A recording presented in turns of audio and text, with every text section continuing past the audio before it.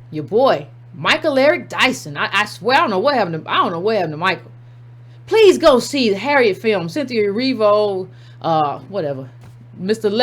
Whatever. Are amazing. It's dope, amazing, soulful piece of entertainment that educates. What he said? That educates and thrills a real life black female superhero. See, that's not a superhero movie in our history is worthy of luxurious cinematic treatment. Oh Lord, what y'all won't do to get a check or do whatever, what y'all won't do, is there anything that y'all won't do, any picture that y'all won't take, anything that y'all won't stand on? Dyson, I remember when you had a show and you talked about all this, you talked about stuff very differently than you talk now. What happened, sir? Oh, here we go. We got a lot of stupidity though. Let me just show you. Roland S. Martin. You know, Roland always, Roland's ready to take an L no matter where you put the L at. Roland will collect all the L's. He'll take them all. Serious question. Roland, anytime you say that, we know it's not a serious question. My guy. Please show me where any of the Not My Harriet folks raised the money and hired the producer, director, and the cast to make the Harriet film. Instead, they bitch and moan about what someone else has done. This is nonsensical. Let me just break this. Let me just take a moment to... You ever run across sometimes stupidity that's so rough it kind of makes your head hurt a little bit and you're just like, oh man. That's what Roland does to me now. Like it was cool at first, but now the stupidity makes my head hurt. So you don't have to raise money for a film to dislike a film. I think the Terminator film came out, right? A lot of people didn't like it. Rotten Tomatoes has a bunch of people who liked the film and didn't like the film, right? That's what it has. You don't have to finance a movie. You don't have to finance a movie to say, I don't like this movie.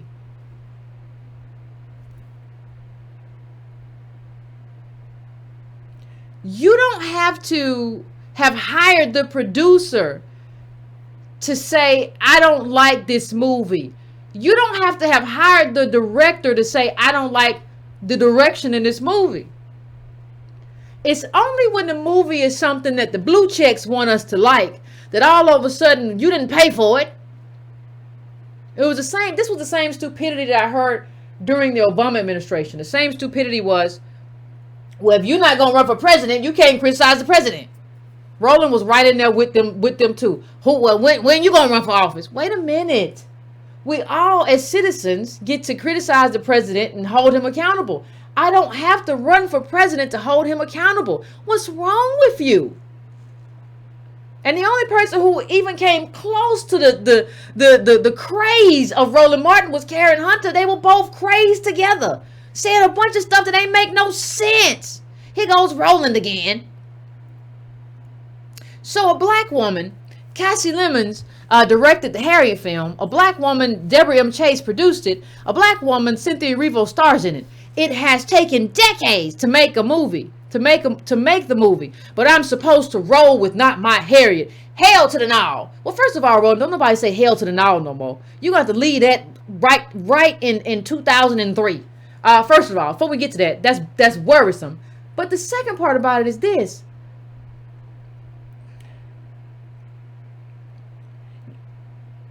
The company, when you talk about Focus Features, that owns this movie is the company that's trying to take back the Civil Rights Act of 1866. So I don't want to hear anything about how this was all black owned and black done. No, we don't have the wealth for what you're talking about. Hush. And let me just say something, black people. Let me just draw a point home.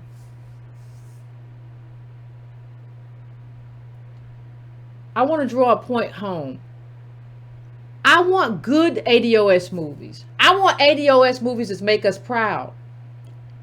If what it takes for you to get a movie done is that you have to create black villains. You have to recreate slavery in a way that made blacks villains in slavery and made whites saviors. And I don't care what you say. He saved Harriet's life. Well, he saved her to take her back to black. He saved her. And a black man killed her friend. And the black man was chasing and hunting her. If what you have to do is recreate something that doesn't exist in a way that is anti-ADOS, then you shouldn't do it. If these are the compromises that you have to make to get a movie done, I don't want the movie. Let it take another 10 years. If this movie is not going to do right by Harriet Tubman's legacy, I don't want it. And you shouldn't want it either, roly-poly. What's wrong with you? What happened to you? What happened to all of y'all?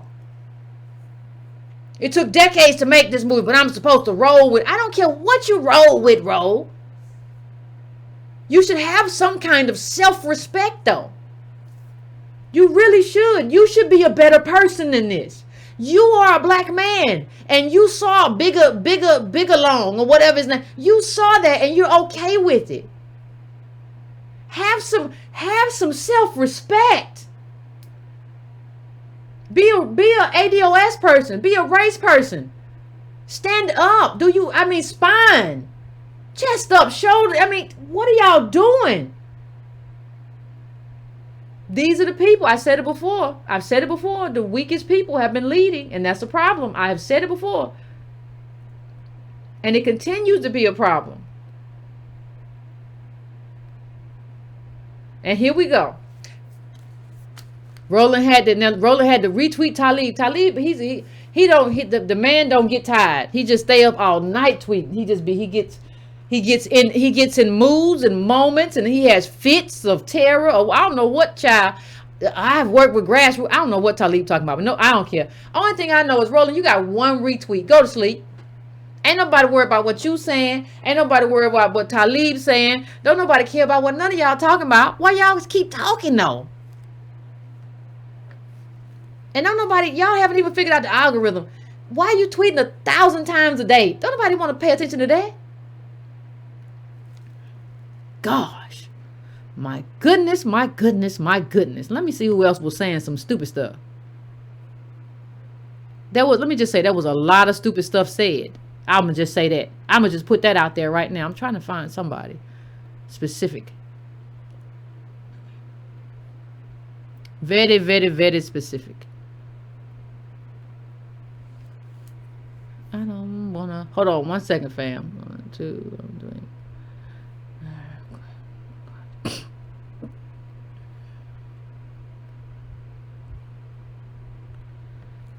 And this one right here.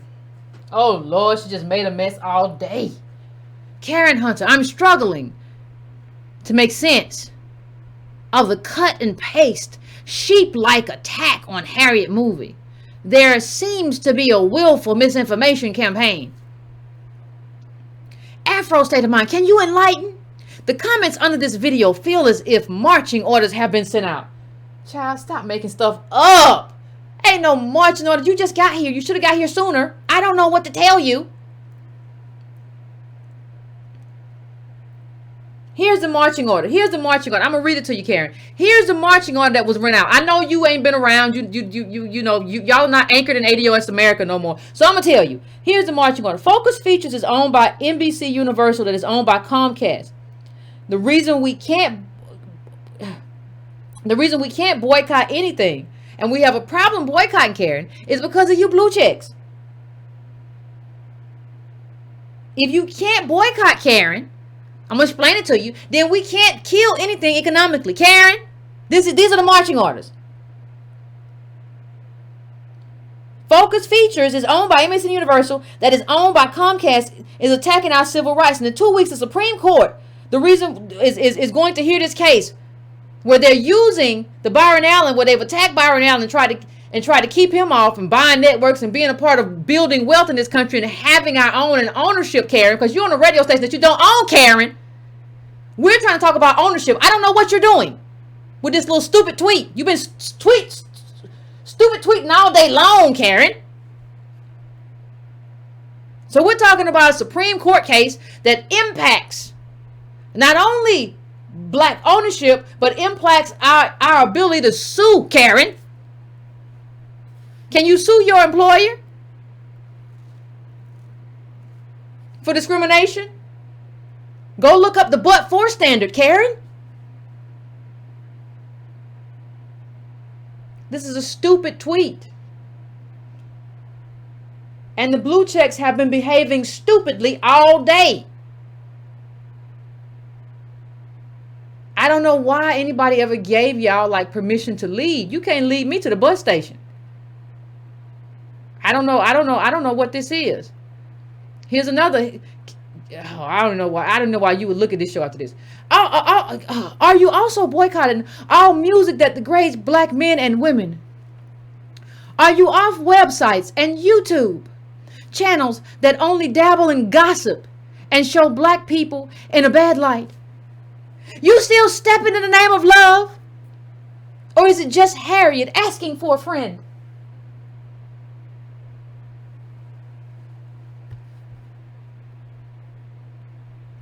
See, how you know that people are kind of slow is when they can't tell the difference between a gossip blog or a hip hop song and a movie about a biographical, probably Harriet Tubman might be the most, iconic figure in ADOS history. One of these things is fiction. If you're writing a hip hop song or whatever, I may not like it, but you made that up yourself. You don't get to remake Harriet's legacy in a way that makes white supremacists comfortable and then compare that to hip hop or a gossip blog. What kind of analogies are you trying to put together, Karen? These two things are not the same. Harriet lived an actual life. We know a lot about that life. Nobody's saying that we have to be 100% accurate on everything, but to recreate not only Harriet's life, but to recreate how slavery was, to reformat slavery in a way that everybody had agency, and there were black slave catchers and people with wealth, and some of the white people was real good and you could just escape. That is a recreation of slavery. You don't get to do that, and you cannot compare that, Karen, to a hip hop song. But just so you know, Karen, Antonio and I did a video asking to boycott R. Kelly. We did that. So I don't know who you're talking to. You're talking to the ether. See, the thing that should have happened is you should have come into this space a long time ago and tried to figure out what was going on. You just got here today and you ran into a buzzsaw. That's your fault. Nobody's fault but yours. These are the stupidest little analogies I've ever seen. I don't know what you're doing. I don't know what you're doing or how you're doing it. I have no idea. Karen, you and Roland been running the buzzsaws all day together. Y'all think y'all doing something though. Here you go again. Buzzsaw all day long.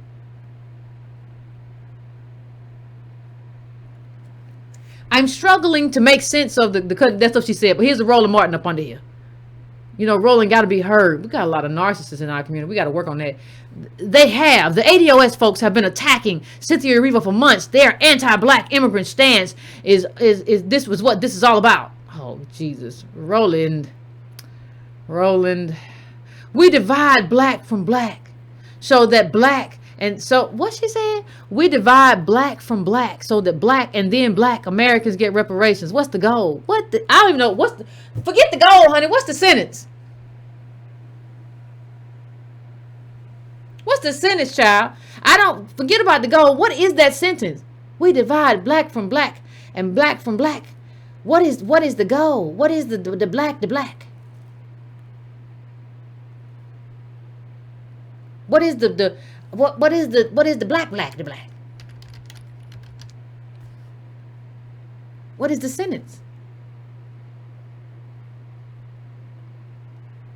I'm just trying to figure it out. If somebody can tell me, I'll be happy to listen.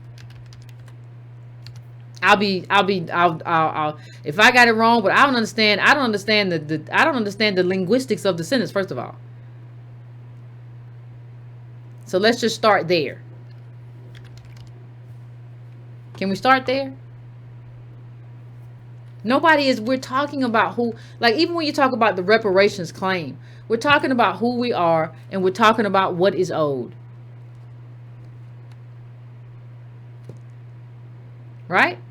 So I don't even understand the kind of conversation that they think that we're having. Or is it that people like Karen Hunter are just so kind of cut off from everything that's been happening that you just run into, I don't know what they're fighting over. I don't know what's going on. And then she says on one thread, well, I've invited Yvette Carnell to my show. And then you have to tell her, hey, pump your brakes. You didn't invite me to call in. You said if I'm ever in New York. I ain't been in New York. Ain't nobody running to New York to do the Karen Hunter show. Child. Everybody crazy. Everybody is off. I think, we might as well be living in an alternate universe. I don't even know what this is. So let me just bring this up real quick, only because your girl brought it up. Are you all still stepping in the name of love? Let me see. Do you all have any standards? Y'all are boycotting Harriet. It must be because you're anti-woman, or you're anti-black woman, or no, we kind of called out R. Kelly too. Child, what's the child's name? Karen. We called out him too. I don't even know what you're talking about, honey. Go back to bed. You got up too early. And you ran into. But all of y'all did. Y'all were all the blue chicks were upset. The blue chicks were upset all day long. They were upset. We did that in July. That was summer. I remember. You must be still stepping in the name of love. And we did it before the documentary came out. So we didn't have to be pressured into doing it by that R. Kelly doc. No, we did it on our own, Karen. So no, we're not stepping in the name of love. We're not co-signing all this other stuff. But we understand the problem, how problematic this movie is. I don't know why you don't. I don't know why you can't be honest with yourself. So let's go to what else they did. It's because it was a lot of stuff. We had, who else did we have? I ain't seen this name in a long time. Torre. He came in, black blue chick. Another black blue chick. Do I think it was problematic to have a black bounty hunter? No. It makes sense to have black traitors getting in the way of liberation. Omar J. Dorsey made his villain appropriately frightening and hateable. Oh God. See, let me just say this. Before I go any further. I want you to really understand something. When you try to understand why we couldn't hold Obama accountable during the Obama years, I want you to understand these are all the blue checks I just showed you were the people who were supposed to be speaking for me and you. When you see how they are and how they're grifters and how they're all about how this Harriet movie will somehow elevate them and just and they can just because they got these are their black friends and these are their boule people and they're gonna all move in the same circle and get opportunities for themselves. When you see who they are, and this movie has exposed them, you begin to understand why we didn't get anything out of them in terms of holding Obama accountable. If these are the black people holding the microphones, how do you think we were supposed to have our voice heard or amplified? Because these people do not have, this is not our voice. This is another voice. There's no way for our voices to be heard if these are the people who are speaking for us. Because what they've shown us with this Harriet movie is that they don't speak for us. Torre, well, I'm fine with black traitors. There was none. This is about her life, Torre, and this didn't happen. The perpetrators, the people who enslaved Harriet's people, the people who enslaved her, and the people around, these were white people. It was not Bigalone. He was not the villain. There was no black male villain here. The only way you should have said that is if there really was,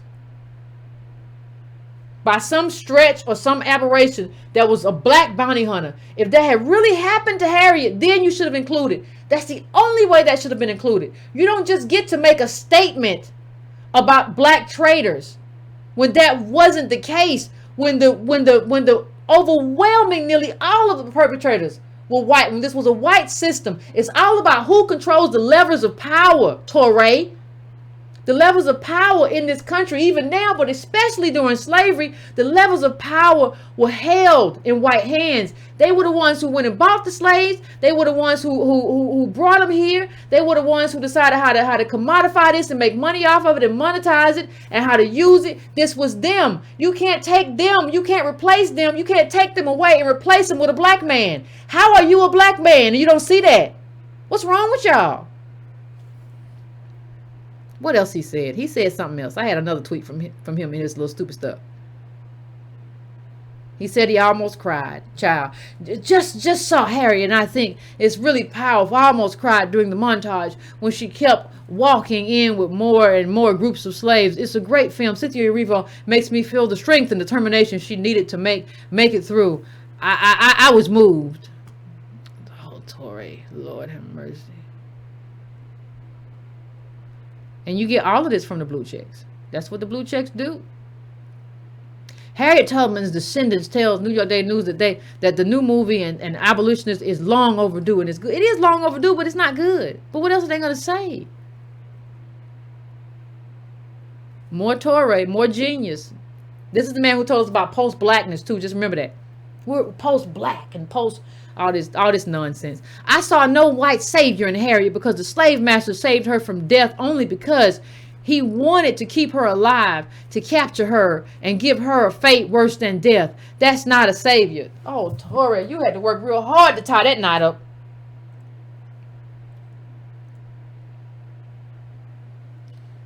So there's no judgment. See, because Torre, either he's slow or he think I'm slow. The reason the family that chased her gets no judgment. See, normally they would get judgment, but they don't get any judgment because he saved her at the end. So we don't judge that white family because he saved her. That neutralizes that judgment. This is white fragility. Right? And these people who with the blue checks are allowing that to happen. They are like, what do you call it when somebody's like an addict or something, and there's somebody who keeps buying them stuff? And they keep like, I gave them $10 because they go get it somewhere else. What do they call those people? There's a word for it. God, what do they call those people? You know what it is. Enabler. Yes, fam. Enabler. You all are an enabler, are enablers of white supremacy. That's what you are. And when you understand, and when you wonder why, like, our stories don't get told, or why, people in power, we have black people who are there and they're on TV, and why don't they? Yeah, because they're in it for each other. They're all co-signing for each other because they all know each other and they're building opportunities for each other. They're not trying to help us. They're not trying to hook us up. They're not trying to look out for what's best for the collective. How are you going to stand in favor? That was a white savior. He saved her. The family doesn't get judgment because he allowed her to live. And he didn't have to. And he didn't exist. That whole thing is fictionalized. And he's given agency. So you see Cynthia Erivo running around, oh, Lord. And he saves her. And there's a lot of little romance kind of thing in there, like he kind of loved her, and then she lets him know she didn't feel the same way. All that stuff is made up too. It's the interracial romance didn't happen. How are you okay with that, Torre? I think everybody's gone mad, but we're almost at the 1 hour mark, so let me stop hollering and yelling and talking and give me a few minutes to set up the phones, and we'll come back. We'll have a conversation about it. I want to know what y'all think about the blue checks, because the blue checks have been bullying all day. So give it a few minutes. We'll set it up.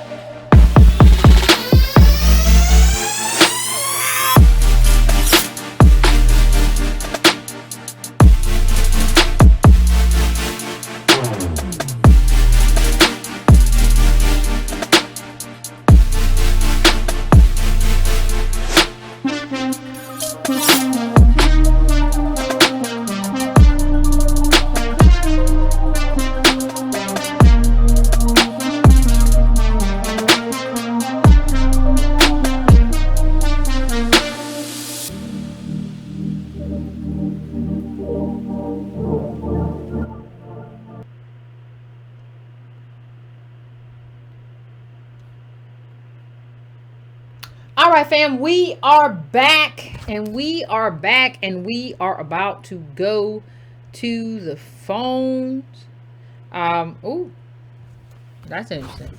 Hold on 1 second. 1 second, please. 1 second, please. So I want to hear what everybody has to say. If you saw, I know there was some clips floating around. So if you saw them, let me know. Let me know what you think about the blue checks. If you ran into any blue checks today, I would like to hear about that as well. So I'm going to 919. 919, what's your name? Where you calling from? And what's on your mind? Hey, Yvette. What's up, man? Hey, this is Indy Left Pat, and I'm calling from North Carolina. Okay. And I'm gonna try to be brief because I don't want to take up a lot of time because there's a lot of ADOS fam that need to get in there. Okay. And I just want to say thank you to you and Tone. Y'all are both master teachers, and what is happening is there is a shift that is happening, whether people want to believe it or not. They can look at how many followers somebody has or whatever, but I'm not always looking at that. I'm looking at what's going on in these local communities around America, and y'all are always on point. I was gonna come to the conference, but I couldn't make it. I had to work because I'm an ADOS, you know what I mean? And that's the reality. So I did buy a subscription though from the site, and I got watching online. But y'all are always on point, and what I think is happening is a shift in politics and in media, and what Byron Allen is doing. I think that there's something coming for y'all, and I wouldn't even just say like it's coming for y'all, it's coming for us, because I respect y'all in leadership, and I really feel like we need to start like I wouldn't even call it a tea party, I would call it a coffee party, because, and we could just leave it at ADOS, but it's almost like a coffee party in the feeling of a tea party, because we do need new politics, and y'all are always on point. I like when Otis called in, he's been straight five, so I'm going to shout him out. I heard a couple of ladies that have called in regular that are dope too. But, yeah, I just want y'all to keep going. Don't get discouraged with these people on Twitter, well, call them blue checks, whatever they are. They going to have their opinions or whatever. But, you know, I agree with everything that y'all are saying, and I just wanted to add that, you know, like, when you're on a regular job out here in 2019, there are people that act like they master assistant on the job in 2019. So I know that some of those slave catching black people probably did exist, but the way they told the story was like they could have added more context and made it more related to modern day. Here's like the thing, we fam. Talking about and show a little another context. But here's the thing, fam. Here's the thing, fam. You would think that, but when you look it up, they really didn't exist like that. Because the thing is, you have to think about, like I said at the beginning of the show, if you're a black man out here walking just the streets and you got a gun, first of all, they don't want a black man to have a gun because they're scared of uprising. Second of all, if I see you, and I'm a white supremacist, I'm a white person, right? And I own a plantation. If I see you walking around, I'm not going to let you walk around. You're just going to be my slave now. You can't tell me, oh, well, I got a slave catcher paper. No, I'm taking you with me. No, you finna go work this plantation. Go pick this cotton. You don't got no rights. Yeah, but that probably... Well, I think there may not have been a lot of them, but I could guarantee that there was, let's just say, one or two somewhere. Let me tell you who they were, fam. They may not have put it in the historical record. Let me tell you who they were. Tell everybody. But let me tell you who they were. They were just like the people on your job, right? They weren't somebody like this man had his own agency. Like he was doing his own thing. The reality is these were people who were just like the people on your job. If you had somebody, you working for the man, and he says go into the woods or whatever. You don't have any individual agency. You a slave, and he says, I want you to go into the woods. You work for me. I'm your master. You work for me, and I'm telling you what's the woods. To make it look, I understand it, but maybe they wrote it wrong and wanted to make it look like he was a professional person in business, which he kind of was, but we don't know what they would be getting paid if they were doing that. But anyway, I don't even want to talk about. don't even want to big up them no more because I'm riding with y'all. I'm riding with the ADOS fam, and I'm looking forward to the 2020 conference. Oh, thanks, and fam. I would definitely like to see y'all go on tour in some of these real impoverished cities that are like leading their county or their state in income inequality and economic stratification, because I'm from one of those towns, and I would love to host y'all because it's very needed. And like I said, I feel like the paradigms are shifting. I do not want y'all to stop. Y'all are master teachers. Do not listen to the haters. I don't care about no numbers or who got more followers, none of that. It's the message that counts, and y'all have the right message at the right time. So whoever hating listening to me or you right now, they could just go to the ADOS.com and read and learn and keep following and boost your political IQ, because that's what it is. And I appreciate that, fam. And everybody y'all interview to try to help get people information that don't want to learn nothing. I'm sorry for them, but they just don't have to catch this ADOS wave, and that's what's going down. I appreciate it, fam. I appreciate it. Thank you so much for calling in. I appreciate it. And you know what it is? You know what it is too? Like, cause the thing is, back to the slave catcher, when you go to Wikipedia, who uses the Harvard Press, a book from a Harvard Press, they basically say there weren't any. So it's just like you can't kind of make it up. You have to just look at the information, the data, and the historical record, and then you have to ask if it wasn't true, why did these people make that stuff up? What was their aim? But I want to thank the caller for calling in, and we ain't discouraged. We good. We cool. It's fine. They gonna keep coming. We all know they gonna keep coming. What else can they do but keep coming? What else can they do but just keep saying stupid stuff? So I'm coming now to 786. 786. I'm coming to you. What's your name? Where you calling from? What's on your mind? How you doing, Yvette? This DB calling from South Carolina, Columbia. What's going on? Miami, Florida, Dade County. Oh, okay. What's going on, man? I gotta say I'm riding with the first caller. You know, like you say, I'm ADOS all day. I've been watching, and I see a lot of people. They starting to throw jabs now, and I'm hearing you and Tone name a lot now, and a lot of people videos. And all I got to say is, you know, they can keep throwing their jabs, but we land the haymakers over here. Not the haymakers, fam. Yeah, we land the haymakers. Honestly, I want to thank you and Tone so much because, you know, I've been a person that's always been kind of paying attention, but y'all two really woke me up to a lot, and I'm starting to see things clearly how they are. And like I said, a lot of people coming out the woodworks, but I ain't been hearing nobody repping this ADOS since I've been hearing you and Tone, and I'm proud of y'all. I watched the conference that morning. I got up and watched it on TV, and I was just smiling ear to ear. I tell people about y'all all the time. Oh yeah, and I'm proud of y'all. And son was just born about 6 hours ago, so you know, appreciate it. Congratulations. Thank you. I can't believe I got through. It's my first time on the phone, but I'm always watching, man. Like dude say, man, y'all keep going, man. I know sometimes it be hard, and a lot of people make us feel like, you know, we want to just be like, why we do this, but there's more people around with y'all than y'all could think of or see right now. Thank you. And I'm with homie, the first caller, like you say, get in them other towns. I can't wait till y'all ever come to Columbia, South Carolina, or anywhere close, because I'm there. All right, fam. I appreciate it. And Papa, I can't sell a cigar. What do people do? Well, but congratulations, fam. Thank you. Congratulations. Thank you. But yeah, salute you and Tone, man.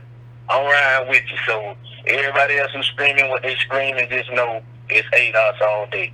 Appreciate it. I appreciate the love, fam. I absolutely do. That meant a lot to me, especially considering the day you calling on. So I appreciate that. Oh, I appreciate that. That man, he a father and stuff. I appreciate that. Was wonderful. That was a beautiful, beautiful call. Somebody said, my crew said, chew on the cigar but don't smoke it. I'm going to 412. 412. What's your name? Where you calling from? What's on your mind? Hi, this is Miss Justice. I'm calling from Pittsburgh, Pennsylvania. How are you? I'm doing pretty good. How are you? Pretty good. I just had a couple of points. First of all, Roland gets on my nerves that they just seem like he always want to be the opposite of who we are, even if it doesn't make sense. So there's really nothing you can do about that because he's jealous. And I just think a lot of people in the media or in the traditional black media are just very jealous of the ADOS movement because they just don't understand how, it keeps gaining traction and more people listening to us and not them. And and also I believe that they resent us because they also depend on the system and eat off it, and whereas we are oppositional. So even with the blue checks, right, a lot of them had already gone to the screenings, right, before it had hit the national stage. They got all these little invites. They'll come to the screening, and they get on the red carpet, and they take these pictures, and then they're signing off on the film, saying, oh, you need to come out, and be a part of this film. Come out and see this film. And then here we come, with these criticisms and telling people not to go. Now they're embarrassed. They're embarrassed. They feel kind of, that they lost face. And now they feel like they have to defend themselves for putting out information that is contradictory because they endorsed the film. So I think a lot of people are just really embarrassed, and they're trying to keep up with, just putting out that, hey, these people, you don't listen to them or whatever. It's not that we don't make sense. It's just that, they go to these things to, wheel and deal and, get, whatever their bag is.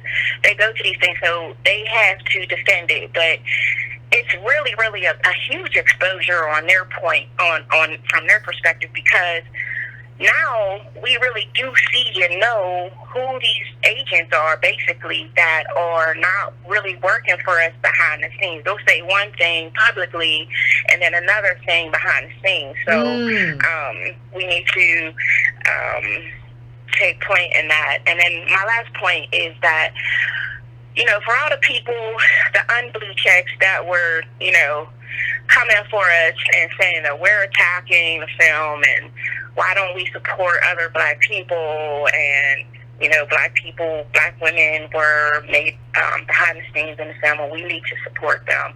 I think a lot of people still are on the old code of supporting it just because it's black, and not necessarily because it's something substantive. But I think that the film it was very dangerous and destructive, because you realize how many teachers are going to be playing Harriet in their schools, and how many children are going to be impacted by that, believing something that is really not true. So I just wanted to call and give that clarity. I don't know if you had any feedback about that.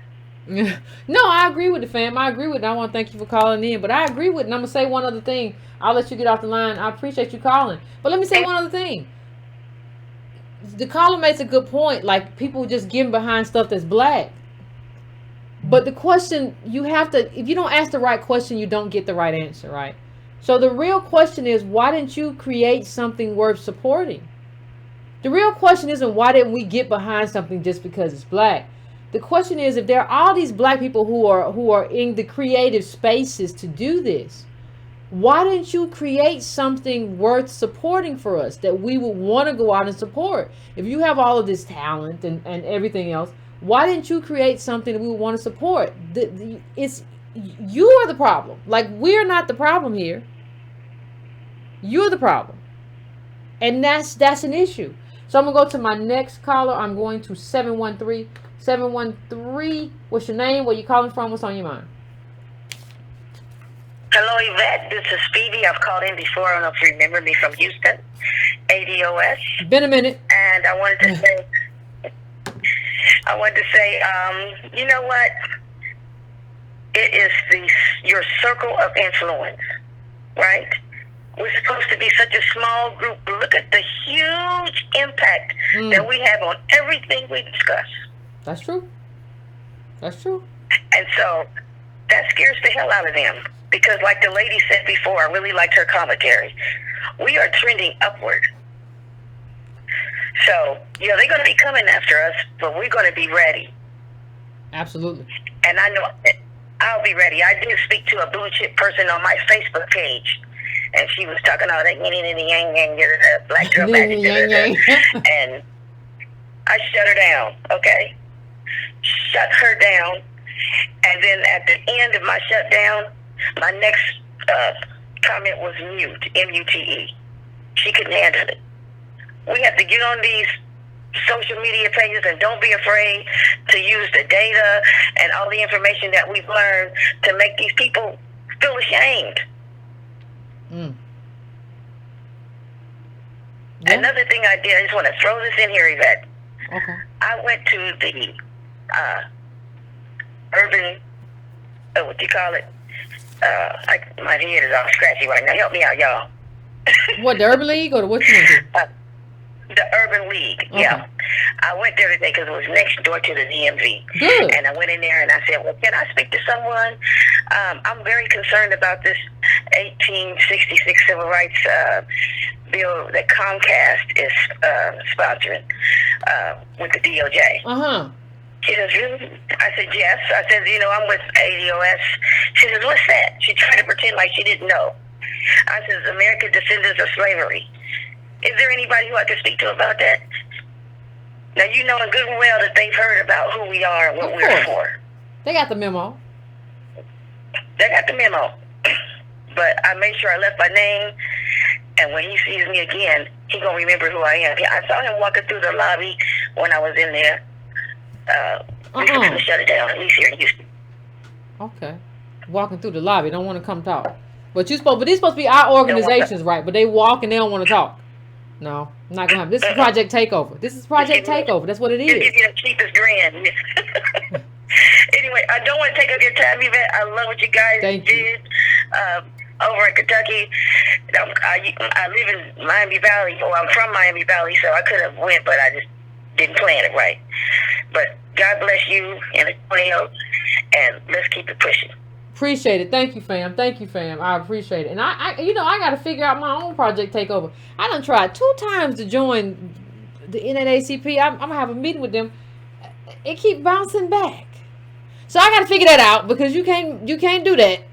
Maybe it's just raggedy software. So we'll figure that out. But come on now. I'm trying to do my thing too on this end, but this is Project Takeover. This is what we do. We take back our own institutions. This is not about just talking. And the thing is, we're going to have to get really focused as an ADOS group, right? In the sense of, I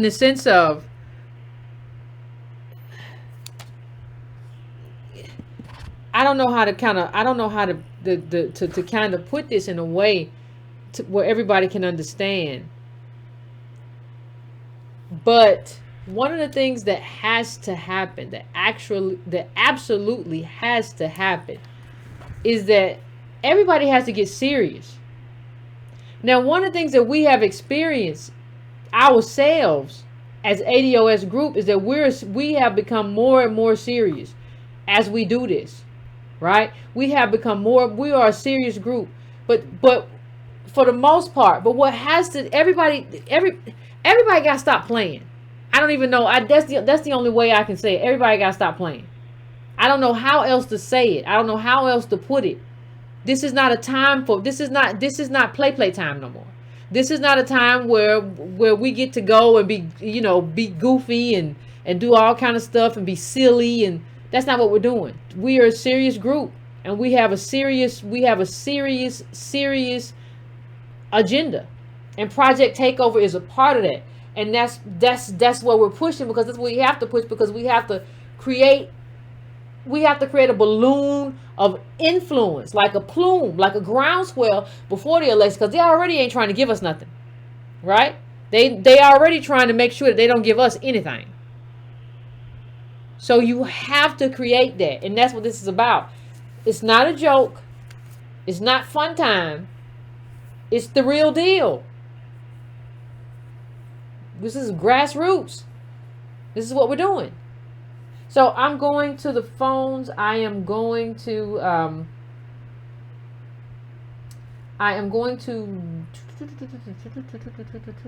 me see. I'm going to 347. What's your name? Where you calling from? What's on your mind? Hey, 347, what's going on? Hey, Yvette, this is Ian from Brooklyn, New York. How you doing? Pretty good. How about you?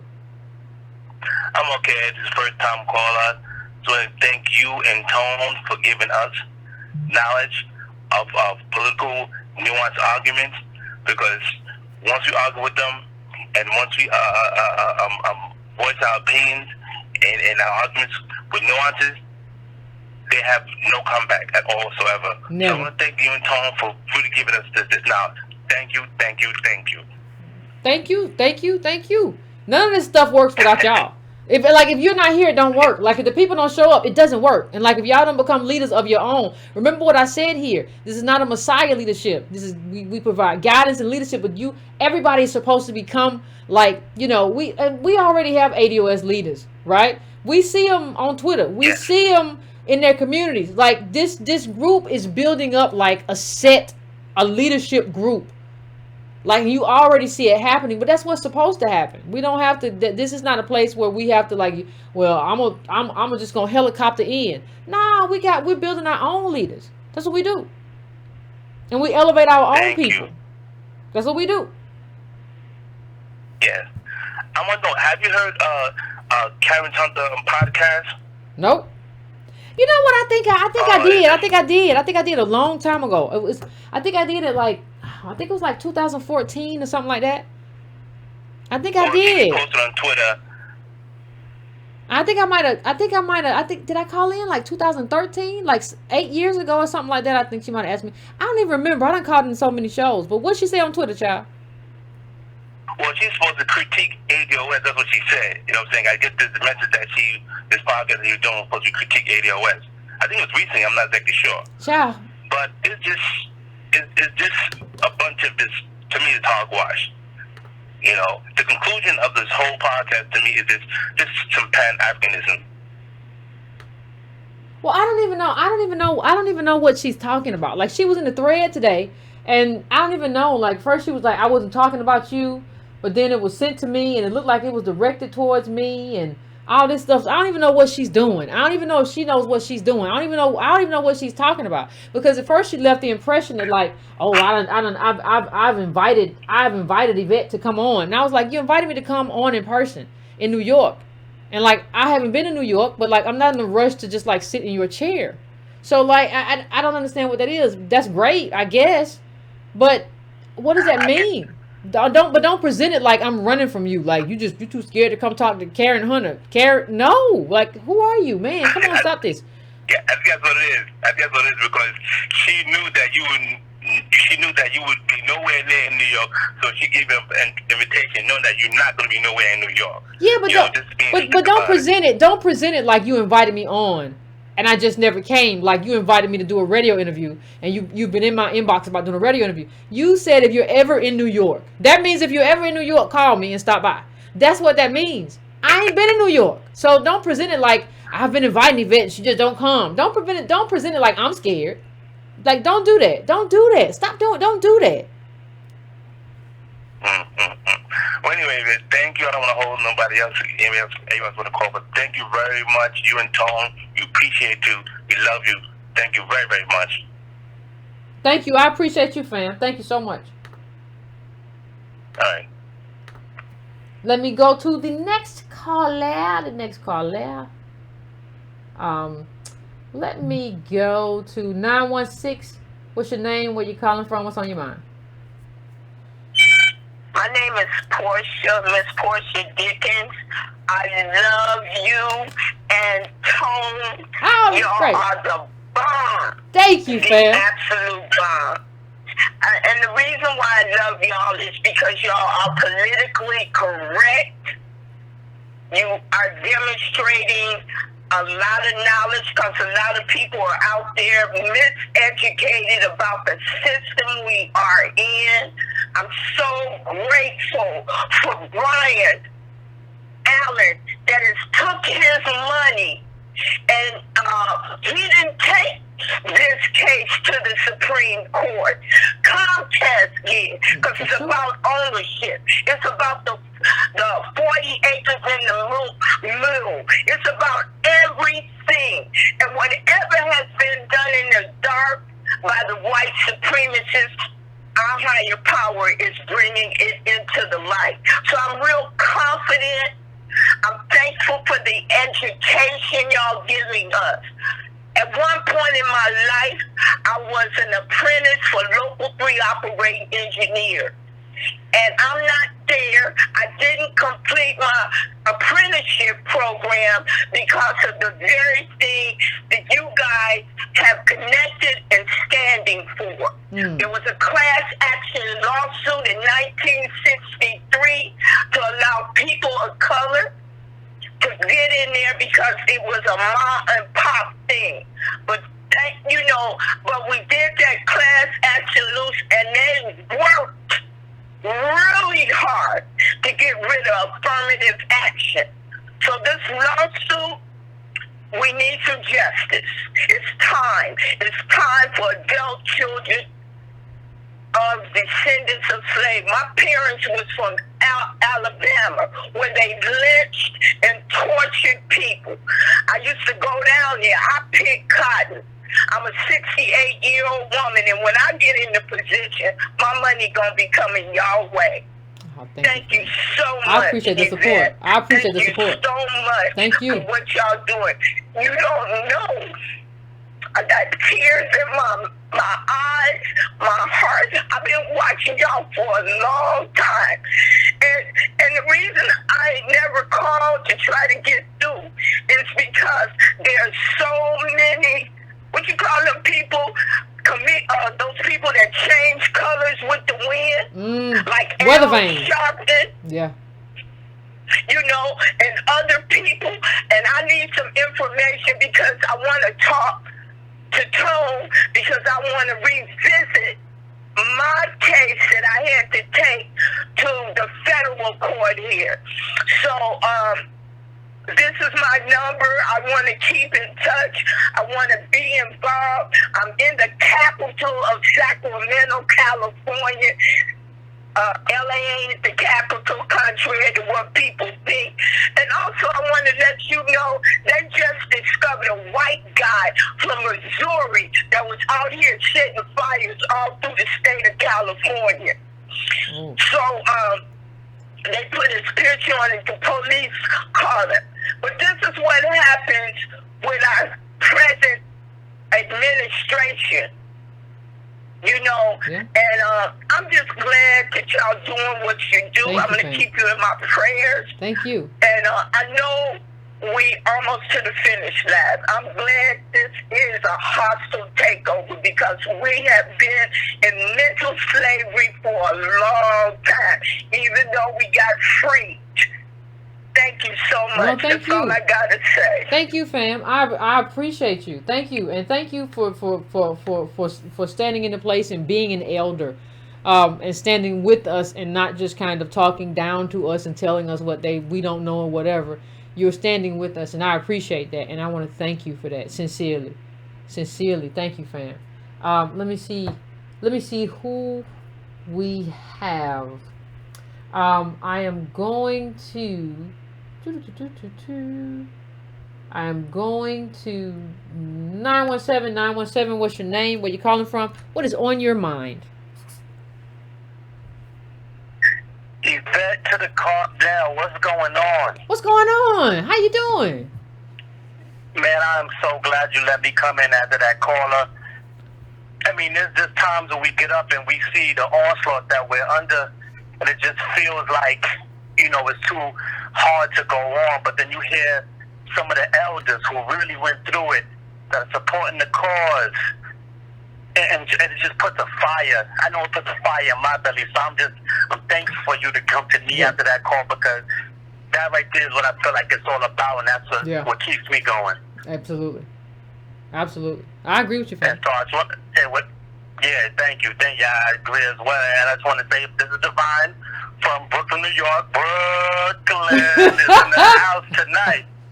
Why y'all New Yorkers act like that? Why y'all act like that? Because that's what it is. We here. Like, listen, we know there's a lot of immigrants here. They're trying to erase ADOS here, but we ain't having it. We got a specific justice claim. You can't do that. Oh, that's crazy. That's right. You're written down the permanent marker. You can't erase it. All right. Don't come out your clothes or nothing. You can wash and wash and wash. All right, fam. You got anything else you want to add? Yeah, most definitely. I do. I just want to talk to the blue checks. Okay, go ahead. And I really want to just give a shout out to you, obviously, and also to all the other women, the beautiful, bold women at ADOS that don't go for the gender war tactic. Oh my goodness, it's beautiful to see. You know, a lot of times us as black men, ADOS men, we'll get on there and we do our best to try to combat it, but then right away they hit us with the toxic masculinity, the misogyny, all that. But when you got your ADOS women just backing you up, like, now we're not going for it, it's a beautiful thing to see. It's just beautiful. So I want to give a special shout out to all the ADOS women. I'm not going to name on the Twitter name because I will forget somebody and I ain't trying to get that type of smoke. So I just want to give a special shout out to them. I appreciate it, fam. Appreciate it. I think what we're saying, it goes both ways.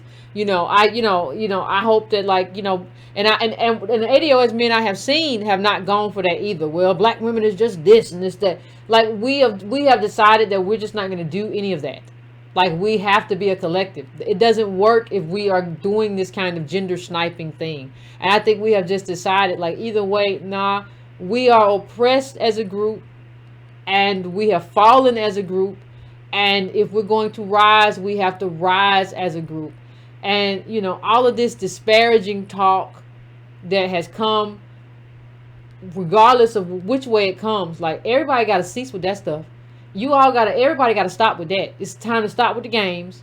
Stop playing games. It's time to stop with the games and do real politics. And if you want to do real politics and be in this space, you can be in this space. Because we're talking about collective uplift. We don't have time for clicks or whatever to talk BS. We have to support each other. All that stuff can come later. If y'all want to fight that out after we get what we get our justice claim, get our black agenda. If y'all want to fight in the mud, I'll put some lights outside and let that happen. Whatever y'all want to do, I don't care. I ain't fighting nobody. But knock yourself out. But right now we have serious business, and everybody who's in this space trying to do stuff has to be about serious business. This is not play time no more. Play time is over. Because if you think it's serious now, just with these little blue checks, but first it was bots, then it was this. You think it's serious now? They gotta up the ante, fam, because they haven't gotten rid of us. So they're gonna up the ante. So it's only gonna get more serious. Just know that. It's not time for games. So I'm going to my next caller. I am going to let me see. I am going to 513. What's your name? Where you calling from? What's on your mind? Hi. Hey. Yvette? Yes, ma'am. Yes. I'm so glad to get in. I've been watching you for about a year, you and Tone, and I've learned so much. I just turned 61 yesterday. Ah, congratulations. And my name Happy is birthday. Laura. I'm from Cincinnati, Ohio. And what I wanted to talk about was how the movie that was made about Harriet reminds me of the movie that they made about Thomas Jefferson and Sally Hemings. Oh. Like saying that was a love story. Oh, okay. Just messing up our history all the time, and just messing up our narrative and making us believe something that's not there. And I was just telling someone the other day, I said I would not take any of my children or my grandchildren to see this new movie, Harriet, because I know how they, change things. And like back to that movie about Thomas Jefferson, about how he was in love with her, and he was nothing but a rapist pedophile. The girl was 14 years old and bore all those children for him. And and that's what I believe they're doing with this movie too, just changing our narrative, our history. And I just had a great grandbaby 14 days ago, and great! Congratulations. Would not take her to see any of that mess. And I'm with you all. I stand with you all. And I'm a woman of God. And Lord knows that you all are telling the truth. And I'm just so glad to be able to get in on the line and just speak my piece about that. Thank you so much. Thank you so much, fam. We got real. All right. You got. Okay, you be blessed. You do the same. You do the same, ma'am. I appreciate it. See, we got the real ones in here. Y'all don't know elders from people. Y'all don't know what they really did. We got the real ones in here. We don't got the fake. We don't have no frauds up in here. That's what we do. 757. What's going on? You on the line, 757? Let me see. 7-5. What's up, Yvette Carnell? What's going on? What's up, Yvette Carnell? What's up? Are you there? I'm here. Hey. I cut down your background. You know the deal. Let me turn this down. I wasn't going to call in, but I hear all my elders chiming in. Yeah. All I got to do is shout out to Joan and say, I told you I was going to bring them along. You let me call in enough to wake those sleeping old boomers up. We got some good ones tonight. I want to ask you something. You said that guy didn't, that you didn't know who that writer was? Do you know that guy's an adjunct professor at Morehouse College? Really? Really? So now you see how to get blue checks, don't you? Yeah. All they got to do is go to school, get indoctrinated in how they fit into the system to keep other people down, and they get that 1710 meritorious manumission. I've been telling you, it's alive and well. Yeah, absolutely. I did not know that. Yeah. And it shows itself even when we find some of these entrepreneurs out here. They got a good track record for producing good content, but that content doesn't seem to do anything for anybody except them. I keep saying to people, I told you I had a really crazy weekend talking to some people that are on that level where everything is about, did it make money? That is 1710 meritorious manumission. When the only currency you see as profitable is the dollar bill. It's easy to figure out why we're still in the position we're in. But somebody like Roland Martin or the crowdfunding crowd to assume that the only way you can prosper or show progress in this country is to make money really ignored everything that October 4th and 5th showed you. That if you stand in truth and make it affordable for people, they will show up and do the right thing. Yeah. Now, I'm going to tell you the main reason I called in, some of these fools I saw co-sign into this mess about the ADOS was lying. It was on a couple of hundred people in St. Stephen's Church and all of that. Those are the kind of people that I'd be just like Mickey with. If I run up on you, I'm subject to punch you in your nose. And I don't care who wins the rest of the fight, but I'm getting mine in. I don't And care. the other part is, if you see these blue checks, you got to start muting them too. Say what you're going to say to them, hit the mute button and move on. Because a lot of them want some attention and trying to fit in, and they ain't got a damn thing to do here because they can't carry no water. Much love to the Breaking Brown family. Keep doing what you're doing. Oh, thank you, Otis. Thank you, Otis. And I for those of you who don't know, there was a video made the other day by on Saturday. It came out, I think. A man, I think his name was I don't know, Eli something. But I don't know the name of the page, and I can't remember his name exactly. But he was like, I don't think there were only like a couple hundred people at ADOS conference. That's what it looked like to me. He wasn't there. So, and then he was saying that, like, you know, nobody on YouTube is going to do anything for you. Yeah, he's on YouTube. So I don't even know what goes on in the minds of people. Chatty Cathy's. It's almost like it's a gossip thing. I don't know why we're so into like gossip as opposed to like helping other people build, and helping other people advocate, you know, what needs to be advocated for. And luckily for ADOS, like, that's what we do. We are advocating for a specific justice claim of a specific black agenda, and we've gotten pretty good at it. I don't know why you would take to YouTube and try to, like, you know, kind of downplay what we do, especially when you haven't done anything. I mean, I think if you haven't put on anything but a YouTube video, then you should, like, not talk. Like, that would be best. Just don't talk about it. Talk about something that you know. And, you know, it's easy to kind of sit back and chatty Cathy or chatty whatever you do. It's easy to sit back and just kind of talk about what everybody else is doing and and have this gossip thing going on. It's harder to actually help people do stuff with what they're doing and build with it. That's a harder thing to do. And the thing that I would challenge people to do is to kind of be a part of what we're doing, as opposed to gossiping about what we're doing. And you are a gossipy man. That's what you're doing. So let me go now to, this is probably going to be my last call. Let me go to 661. 661, what's your name? Where you calling from? What's on your mind? Hey, Breaking Brown family. Hey, Yvette. This What's is going on? Donald. I'm calling from Southern California. And I just wanted to hit you with three quick things.